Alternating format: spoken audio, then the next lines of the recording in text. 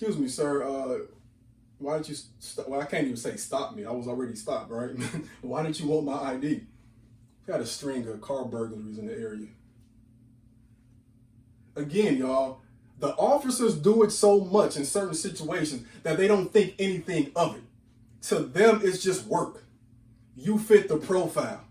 Understand what I'm saying to you, y'all. If I could not have gone back several years prior, 7 years prior to be exact, and remembered those words because they're waiting on you to grow up, because you could do anything you put your mind to. If that was not the thing that countered that, what do I hear as a black child? You fit the profile. Someone who cared about his work, was very studious, had dreams of going to college and doing something after that. Not sure at that point, but I was going to do something. How do you internalize that? See, I said you have to affirm yourself. But then for the B, you have to have barometers for success. A barometer is something that measures something. How do you measure success? Up until that point in my life, I wanted to be an NBA player. I knew I was going to college because my parents told me. But I didn't know what in the world I was going to study. As far as I'm concerned, I wasn't even playing varsity basketball. But I was still going to the NBA. Right? But barometers for success. I had saw Jordan growing up. I grew up on that south side of Chicago, seen all those games. Iverson was my dude. I like Kevin Garnett, Kobe Bryant, all of that. But the thing that was able to really help me out was when I say barometers, I had something to counter that. What did I see? You can affirm yourself all day, but if you ain't seeing something that reflects that, it don't even matter. Because representation matters, yeah. But representation has to lead to reform. Representation has to put the spirit of a revolution in your mind too. Because it's not good enough to just say that person looks like me, but you have to see them in action doing something to actually repair our situation.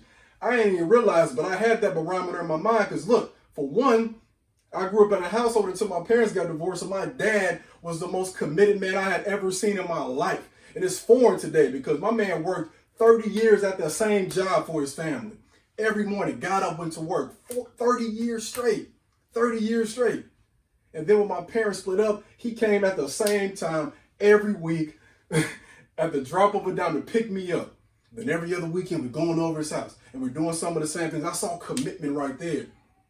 Because when you see a barometer, y'all, sometimes we say, well, I want to see more black billionaires. I want to see more black presidents. But again, are they in that position to reform, to revolutionize something, or is it just representation?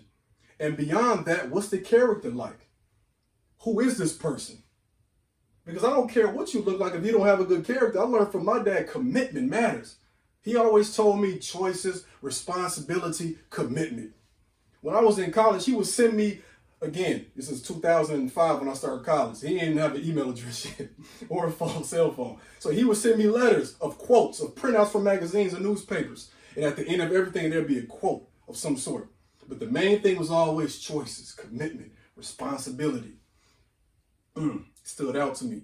And then how could I not have barometers for success when I went to a church that preached black liberation theology? I'm sure a lot of you all may have heard about the story of Obama's former pastor, Jeremiah Wright. And when he was on the campaign trail, he disavowed himself with him. And the man's name comes up every time the Obamas put out a book. It comes out very frequently. Here's the thing, though. That pastor was a mentor for my childhood pastor, okay? So every Sunday when I'm going to church, Black Liberation Theology, I'm hearing Jesus was a revolutionary. Jesus was for the poor. Jesus was trying to free people, not get rich. And not just that, everybody in my church is wearing this of some sort. People are pouring libations out. After Christmas, they're celebrating Kwanzaa. Barometers for success. This black man got up there every Sunday, one of the kindest people you would ever meet. I saw that image. I saw someone who was devoted to his community. It wasn't just preaching to get the offering. He wasn't up there for 30 minutes talking about what you're gonna pay him. He wanted to know, is your soul gonna be saved? Is our community gonna be okay? Are we mentoring these young men? And then beyond that, because sometimes it ain't good enough to just have it in the house or in the pulpit. I had an extended family. I had a man I affectionately called Uncle Mark, who was my mom's best friend's husband. And I went over their house frequently and kicked it with their son. And that dude treated me like his son. He only had one biological son. And he was the kindest man. You ever meet somebody, y'all, and when you see them around other people, everybody likes them? Like I'm not just joking. I'm saying everybody. Like this dude just cool with everybody. And I would be like, Mark, you know him? Nah. But you just had a 10-minute conversation with this man. So when you tell me that I fit the profile, it's a good thing you didn't complete the sentence. Because I know I do fit the profile. Because I do fit the profile for greatness. I do fit the profile for somebody who's going to break the mold. I do fit the profile for a servant. I fit the profile for an educator. I fit the profile for someone who descends from black freedmen. Somebody who descends from black royalty. Yeah, I do fit that profile. Thank you for bringing it up, officer. But without that perspective, what does that mean to me?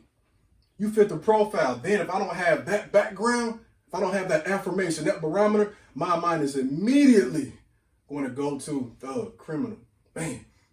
Tim Wise, he's a white guy who's an anti-racist lecturer. You should look him up if you never heard about this guy. Tim Wise said that America loves to portray for black folks like the criminal, the superstar, or the anomaly, you know?